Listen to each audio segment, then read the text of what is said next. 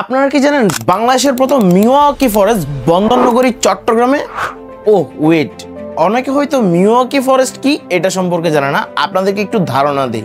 Miyawaki forest হলো কৃত্রিমভাবে তৈরি একটি বন যা দেশীয় এবং স্থানীয় গাছপালার মাধ্যমে তৈরি করা হয়। প্রায় 20 থেকে 30 বছরের মধ্যে বিশাল এলাকা জুড়ে এই বন তৈরি করা সম্ভব। এটির উদ্ভাবক জাপানি উদ্ভিদবিদ ডাক্তার আকিরা মিয়াওয়াকি। মূলত 70-এর দশকে তিনি এই পদ্ধতি উদ্ভাবন করেন। এটি সম্পর্কে আরো বিস্তারিত গুগলে সার্চ করলে পেয়ে যাবেন।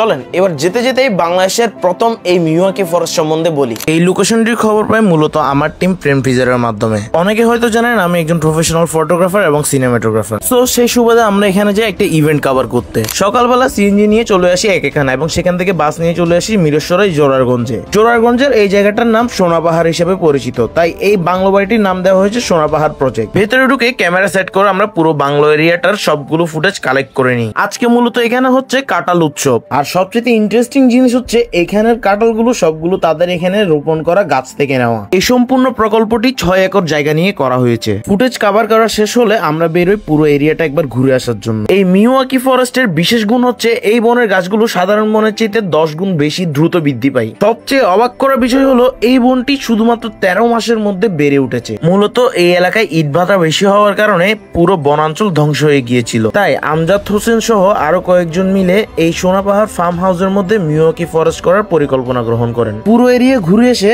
এবার আসি কাঁঠাল উৎসবের কাঁঠাল ট্রাই করতে। কাঁঠাল ট্রাই করতে করতে চলে আসে ঝুম বৃষ্টি, আর বৃষ্টি উপভোগ করতে করতে শুনছিলাম এই লোকসঙ্গীত গুলো।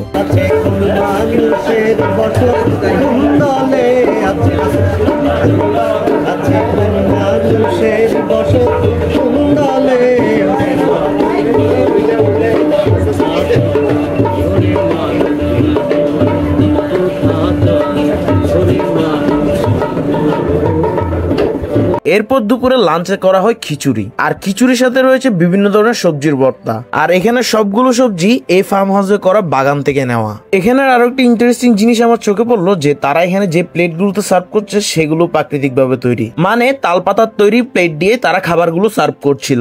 লাঞ্চ শেষ করে আমরা কিছুক্ষণ এখানে বসে আড্ডা দেই। ধন্যবাদ শামীম ভাইকে আমাদের ফ্রেম ফ্রিজার টিমকে এই এলাকাটা ঘুরে দেখার সুযোগ করে দেওয়ার জন্য।